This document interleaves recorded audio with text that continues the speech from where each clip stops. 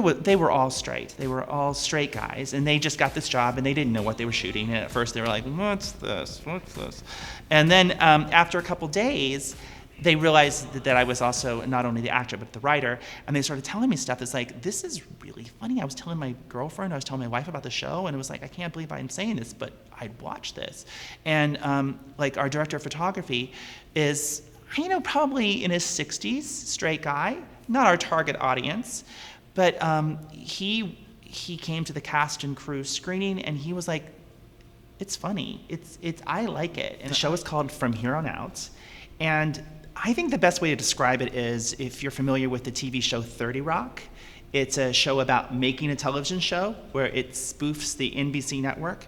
This is like a gay version of that. We're making a TV show and we're spoofing our real network in the process. But then there's also this other twist. They hire me to make my TV show, which is called Guy Dubai, International Gay Spy. But the one thing I must absolutely do is have an openly gay actor as my lead. The guy I cast is Guy Dubai. And I hire a straight guy by mistake because he lies to me. So the only way we can keep our show on the air is to convince everybody at the network and everybody around us that this super hot, crazy, amazing, great-looking guy and me are a real couple. So we're making this TV show, but we also have to keep that lie going. It's been an amazing journey. We started 2 years ago. My producer is named David Milburn, and he and I were friends, and we met at the Television Academy, at different events at the Television Academy, and he watched this short film I did called Gaydar, which did really, really well. I did this with my friend Larry LaFond, and it was in over 120 film festivals and won a bunch of awards and stuff, and so David watched it and he thought it was funny. And at the same time, this new gay network was launching, Here TV.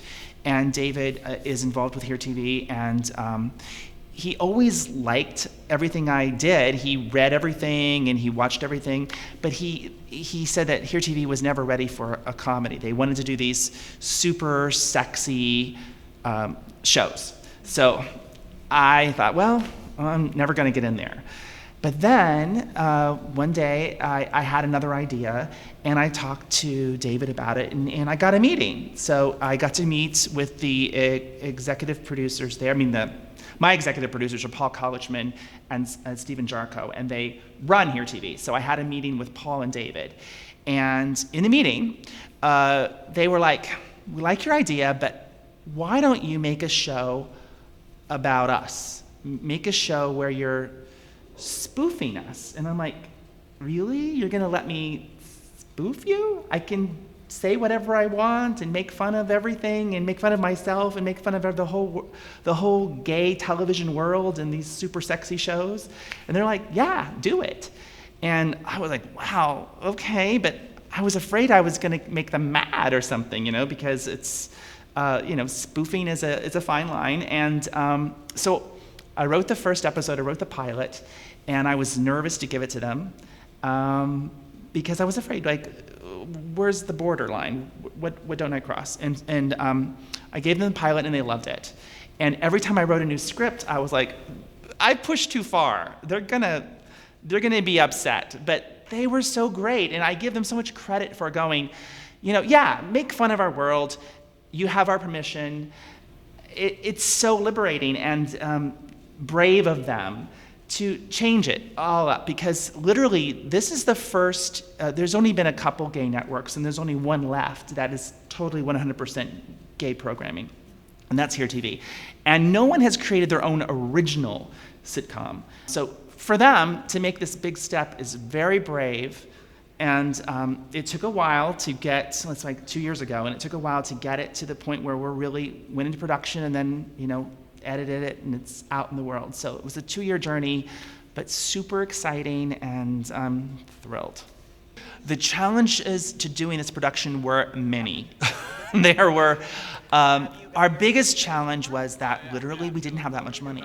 We had a couple scenes at the end where I'm acting in almost every scene, and then I come off and I'm like changing my clothes, and they're like, "Okay, but we have the scene, we don't have time to do this entire scene, so cut some of it." So the last 2 scenes I was rewriting while I was changing my clothes, going, okay, I can't have anybody learn any new lines. Let's see what we can cut. And I don't even miss it at all. It was a huge challenge to do it in the time that we had, and also to get actors that were so good looking, but yet had to be funny. And that's a hard challenge, but we found them, and I was really excited about that. This show is spoofing this gay world, but it's not really just for gay people to watch. It's for anybody who can allow that world to not offend them. If you're not offended by the gay culture, then you can have fun with this, because for me, the whole purpose is to show that comedy is comedy. It doesn't matter. If something's funny, it's funny. So the straight ladies are going to like it because there's a lot of eye candy, and gay people are going to like it because there's a lot of eye candy. Okay, well, the story is based on my experiences, really, as a gay actor and writer. So I'm spoofing what I know, mixed with Here TV's world of making this. Their shows have been very, very sexy. They have a lot of hot, naked guys in their shows, and they said, I need to have hot, naked guys in my show, and I'm like, well, I'm doing a comedy, but they were like, you got to have it. So the way to do that was to make it about making one of those shows. So when I have the hot guys, they're very funny actors. They're not just, sexy guys. They're guys who they're really funny. And when we have the nudity, it's to spoof the nudity. It's part of our world because we're making that kind of a fictional show.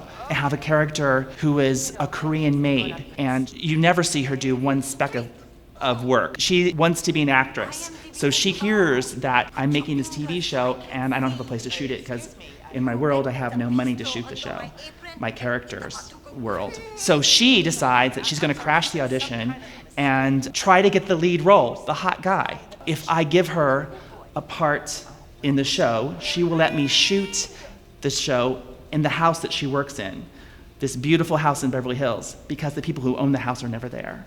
So that's the deal she makes. But I don't cast her in the lead. I negotiate and I take her up on the offer, but I just have to put her in every show, and she's a terrible actress. So my need to have, in real life, my need to have a place to shoot created that character. And so it works great.